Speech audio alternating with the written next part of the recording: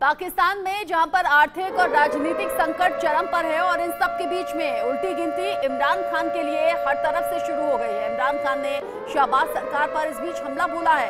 PTI के खिलाफ सरकार साजिश रच रही है। इससे पहले भी इमरान खान ने कहा है मुझे मारने की साजिश हो रही है, मेरी पार्टी को बदनाम करने की साजिश हो रही है। पाकिस्तान में संविधान की धज्जियां उड़ने की बात भी इमरान खान ने कही है। इमरान खान कह रहे हैं कानून का राज नहीं बल्कि यहाँ तो जंगल राज है। इमरान खान ने कहा शहबाज सरकार जनता से डरी हुई है और इसीलिए जनता का सामना नहीं करना चाहती और हमारी आवाज यानी कि इमरान खान और उनकी पार्टी की आवाज को दबाना शहबाज सरकार चाहती है।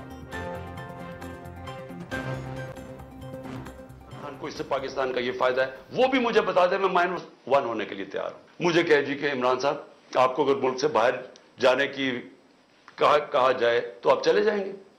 मैं क्यों बाहर जाऊंगा, मेरी कौन सी बाहर प्रॉपर्टी रहे। साजिश हो रही है, ये हो ही एक वजह से रही है कि तहरीक इंसाफ इलेक्शन लड़ने के काबिल ही ना रहे। तो एस्टेब्लिशमेंट से भी मैं पूछता हूं कि इससे मुल्क को क्या फायदा है। इन्होंने इलेक्शन नहीं करवाया, ये केयरटेकर गवर्नमेंट अब गैर कानूनी बन चुकी है। नजरिया जरूरत पे तो चल रहा है पाकिस्तान, अब आइन से तो हट चुका है। अदलिया के ऊपर इतना प्रेशर डाला हुआ है इन्होंने, जजेस के ऊपर जो प्रेशर डाला हुआ है कि किसी तरह हमें रिलीफ ना मिले। इमरान खान बड़े आरोप लगा रहे हैं और इन सबके बीच में पाकिस्तान से इस वक्त का एक और बड़ा अपडेट आप जानिए। अमेरिकी सांसद के आगे गिड़गिड़ाए हैं इमरान खान। एक ऑडियो है जो लीक हुआ है और सोशल मीडिया पर इस ऑडियो ने तहलका मचा दिया है पाकिस्तान के हालात को लेकर। पाकिस्तान के हालात के बीच में हड़कंप इस ऑडियो ने मचाया है। ये जो ऑडियो है उसमें इमरान खान कह रहे हैं मेरी जान को पाकिस्तान में खतरा है। अमेरिकी सांसद से इमरान सहयोग की अपील कर रहे हैं, साथ ही कह रहे हैं कि मेरी जान को खतरा है, मुझे कुछ भी हो सकता है, इस हालात में हमारी मदद कीजिए। एक बार सुनिए इस ऑडियो को। One of the most bizarre situations going on in this country. My government was removed by the ex-army chief because the military establishment is very powerful here. He conspired with the people who are in power right now. We have the worst crackdown in our history. We just want a statement highlighting what is happening. And that would really help us. When Maxine, someone like you speaks out, it makes a lot of waves in our country. Pakistan के हालात पर बात करने के लिए सरदार तैयब खान हमारे साथ जुड़ गए हैं। पाकिस्तान के सीनियर जर्नलिस्ट हैं और साथ ही साथ JS सोढी साहब जुड़ गए हैं जो कि विदेश मामलों के जानकार हैं। और सबसे पहले सरदार तैयब खान, मैं आप ही का रुख करना चाहूंगी। पाकिस्तान में आर्थिक और राजनीतिक संकट है, अब ये पाकिस्तान से बाहर निकलकर अब दुनिया के सामने आने वाली बात हो गई है। इमरान खान जो आरोप लगा रहे हैं उनमें सच्चाई क्या है, बतौर पत्रकार बताइएगा। पहले शुक्रिया आपका। देखें, सबसे पहले बात तो ये है कि इमरान खान साहब जो है वो एक मकबूल लीडर हैं और इमरान खान साहब जो है वो जो उन्होंने स्पीचेस की, जो प्रेस कॉन्फ्रेंस कर रहे हैं या उनसे खिताब कर रहे हैं, तो वो यही कह रहे हैं कि अगर उनको माइनस भी किया जाता है तो वो तैयार हैं, वो हर तरह की जो है वो हुकूमत की जो ऑर्गेनाइजेशन की चीज़ें हैं वो रुकने के लिए तैयार है। तो एक बात तो तैयार है कि पाकिस्तान की जो अवाम है वो खान साहब के शाना बशाना खड़ी है, लेकिन खान साहब जो है वो किसी सूरत में जो है वो पाकिस्तान से बाहर जाने के लिए तैयार नहीं है। लेकिन कुछ जो मुख्तलिफ आफत उनको की जा रही हैं कि आप जो है वो इतने सालों के लिए जला वतन हो जाएँ या चले जाए पाकिस्तान से, ये मुख्तलिफ सोशल मीडिया पर भी बहस मुबासे हो रहे हैं और भी मामला हो रहे हैं। अगर देखा जाए तो इमरान खान साहब जो है वो काफ़ी कॉन्फिडेंस में हैं। हमारे अपने जो दोस्त हैं, जो मीडिया कोलीग्स हैं, वो भी वहाँ उनसे मिलते हैं, बातचीत करते हैं। तो इमरान खान साहब जो है वो डट के खड़े हैं और उनके जो लोग उनको छोड़कर इस वक्त जा रहे हैं, मतलब ये वही लोग हैं जिनको इमरान खान साहब ने टिकट ही नहीं दिए, उनको पहले ही पार्टी से फारिग कर दिया। लेकिन एक प्रोपेगेंडा जो हुकूमत की जानब से उनके खिलाफ बनाया जा रहा है कि जी ये इस तरह है। प्रोपेगेंडा किसका भी हो, लेकिन इमरान खान और उनकी पार्टी पर जो आरोप लग रहे हैं वो बड़े गंभीर हैं। इमरान खान की तबीयत खराब हो जाती है। खबर यह भी है कि इमरान खान लंदन इस बीच भाग सकते हैं, जबकि इमरान खान कह रहे थे मैं तो जीऊंगा यहीं, मरूंगा यहीं, मैं कहीं जाने वाला नहीं हूं। लेकिन इन सबके बीच में जो आरोप शहबाज सरकार पर लगे हैं वो बड़े गंभीर हैं। लेकिन मैंने बतौर पत्रकार भी आपसे सवाल पूछा, बतौर आम नागरिक में भी मैं आपसे एक सवाल पूछना चाहूंगी। जो पाकिस्तान में हालात थे पिछले दिनों, जहां पर आटे के पैकेट पर लोग लड़ रहे थे, उस वक्त तो पाकिस्तान में जिम्मेदार लोगों को पाकिस्तान की बेहतरी के लिए काम करना चाहिए था और ये आपस में ही लड़ने लगे। जी बिल्कुल, ये तो हमारे यहाँ पड़ोसी मुल्क इंडिया में भी आप देखें तो उसमें भी इस तरह की मुख्तलिफ तरीके होती हैं, मुख्तलिफ लोग प्रोटेस्ट कर रहे होते हैं, वहाँ भी इस तरह की मिसालें मौजूद हैं। और ये इमरान खान साहब हो या शहबाज शरीफ साहब हों या जितने भी पोलिटिकल लीडर्स हैं, ये कल को फिर एक हो जाएंगे। ये सियासी मामला है, तो इतना बढ़ावा नहीं दे सकते कि अल्लाह ना करे जहाँ कोई इस तरह का लॉ एंड ऑर्डर की सिचुएशन हो जाती है। ये हर मुल्क में होता है, हर डेमोक्रेटिक जमहूरी माशरे में इस तरह के तरीके। और जहाँ तक आपने आटे की बात की, तो आटे और ये चीज़ें तो आपको पता है आपके अपने मुल्क में भी ये मामला हो रहे हैं। और भी चीज़ें हैं कि जो आप उसको उजागर कर सकती है, जिस तरह मकबूजा कश्मीर में जिस तरीके से आप लोग वायलेश कर रहे हैं, जब मोदी सरकार जो कुछ वहाँ कर रही है, वो चीज़ें भी हैं। तो वो चीज़ें भी आप ज़रूर चलाया करें, ताकि जो है ना उन लोग को भी इंसाफ मिल सके। मकबूजा कश्मीर के लोग तो देखें ना, आपके साथ उस तरह नहीं रहना। ऐसा समझ में आता है सरदार तैयब खान, मुझे ऐसा समझ में आता है पाकिस्तान में सत्ता के लालची लोग इतना ज्यादा बैठे हुए हैं कि सत्ता के लालच में किसी की भी जान देने जा सकती है, किसी को भी मरने के लिए छोड़ा जा सकता है। बस सत्ता का लालच है, अपना भला करना है, अपने परिवार का भला करना है। और ये पाकिस्तान की हिस्ट्री रही है, ये आज की टाइम की बात नहीं है। JS सोढी भी मेरे साथ जुड़े हुए हैं, उनसे बात करूंगी इस पर, लेकिन उससे पहले एक बड़ी खबर, बड़ा अपडेट दर्शकों को दे दें। मरियम ने पाकिस्तान की सुप्रीम कोर्ट पर बड़ा आरोप लगाया है, और ये पहली बार नहीं है जब मरियम बोली हूँ। मरियम नवाज बोल रही हैं सुप्रीम कोर्ट के लाडले बन बैठे हैं इमरान खान, क्योंकि सपोर्ट सुप्रीम कोर्ट कर रही है इमरान खान को। सुप्रीम कोर्ट ईमानदार नहीं है, ईमानदार होना चाहिए। इसमें कहा कि सुप्रीम कोर्ट ईमानदार नहीं, इमरानदार है। कोर्ट ने इमरान से भ्रष्टाचार पर सवाल नहीं पूछना चाहिए था। अपने चहेते से मिलकर खुश होते हैं चीफ जस्टिस। ये मरियम आरोप लगाती हुई चीफ जस्टिस पर और सुप्रीम कोर्ट पर नजर आई। साथ ही वो पूछ रही हैं, क्या कातिल को भी कहते हैं कि आपसे मिलकर खुशी हुई? लेकिन सुप्रीम कोर्ट कहता है, चीफ जस्टिस कहते हैं, कोर्ट ने 60 अरब रुपए के भ्रष्टाचार पर सवाल तक नहीं पूछा। क्या क्या आरोप लगाए गए, एक बार सुनिए आप।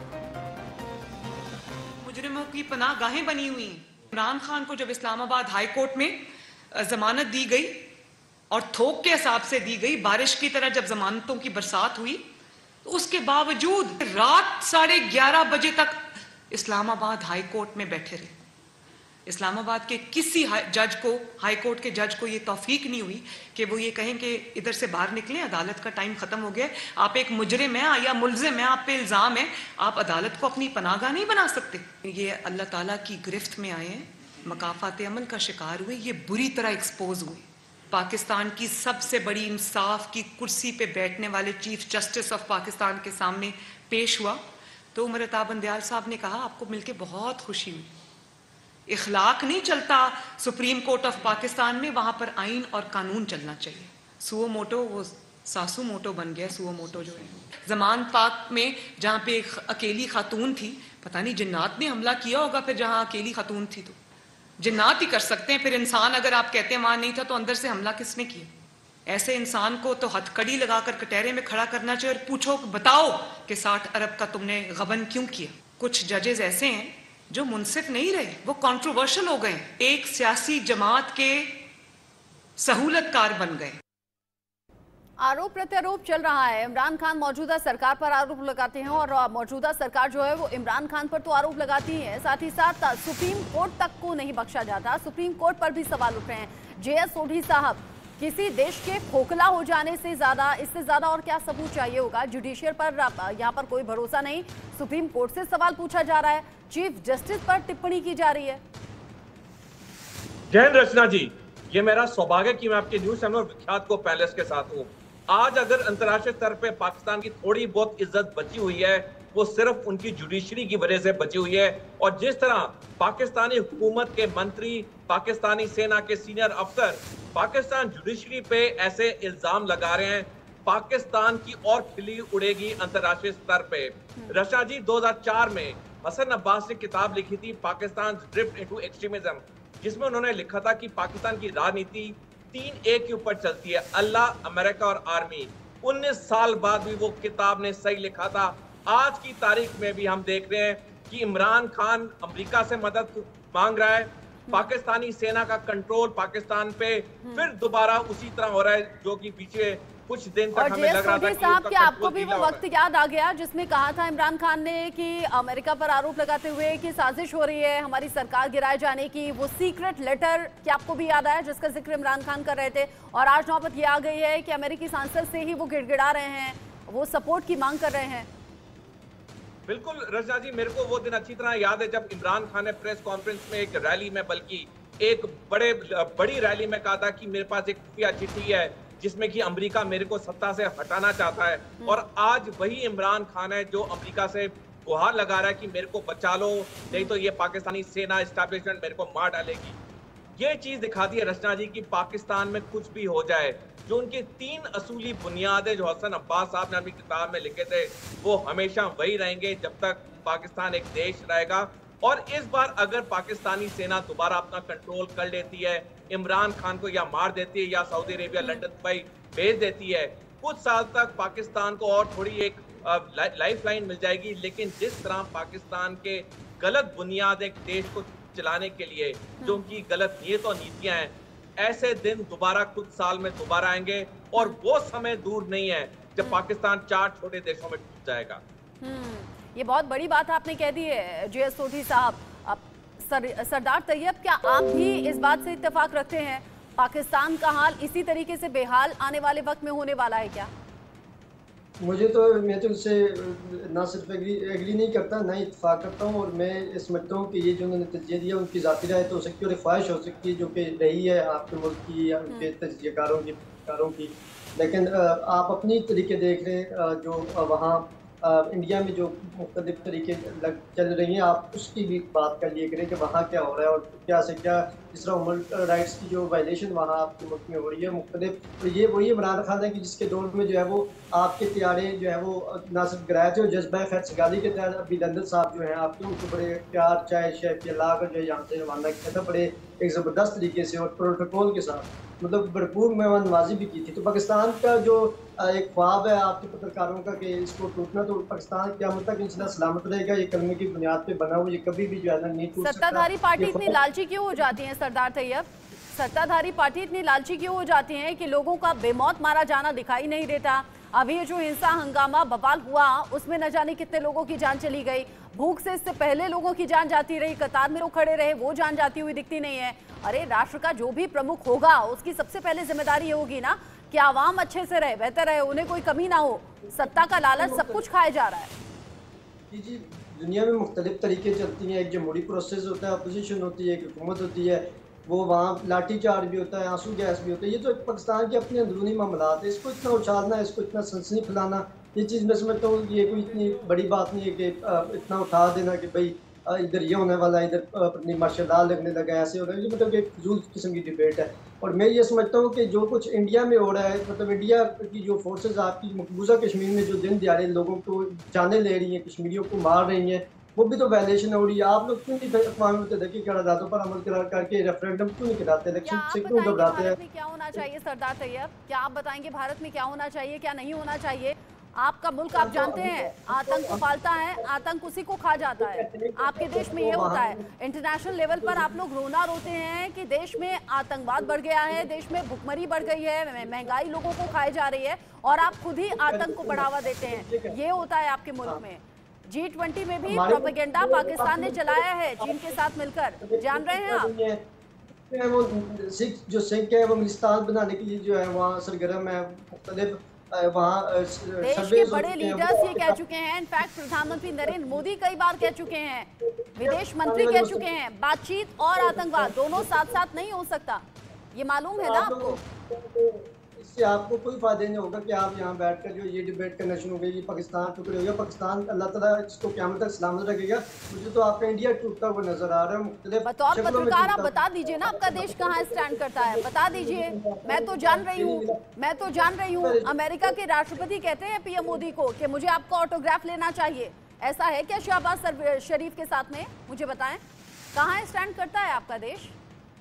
देखें जमहूरी माशरा है, जमहूरी माशरे में इलेक्शन होते हैं, इलेक्शन से अवाम अपनी राय देती है। आप देखेंगे जब हुकूमत की मदद तो पूरी होगी, शहबाज साहब की होगी, तो वो इलेक्शन होंगे, अक्टूबर में इलेक्शन हो जाएंगे। अवाम जिसको चाहेगी, इमरान खान साहब को चाहेगी, PMLN को चाहेगी, पीपल्स पार्टी को चाहेगी, जिसको भी चाहेगी वो हुकूमत में आएगा और ये जो जमहूरी डेमोक्रेसी माशरा है वो आगे चलेगा और इंशाल्लाह इससे आगे जो है वो जो भी हुकूमत आएगी मुल्क के जो मामलात हैं वो काफ़ी स्टेबलाइज हो जाएंगे। तो इससे कोई इतने वो नहीं निकलेगा, जो चीज़ें आप निकालना चाहती हैं वो चीज़ें नहीं निकलेंगी। ये मतलब कि ख्वाब तो रहेंगे।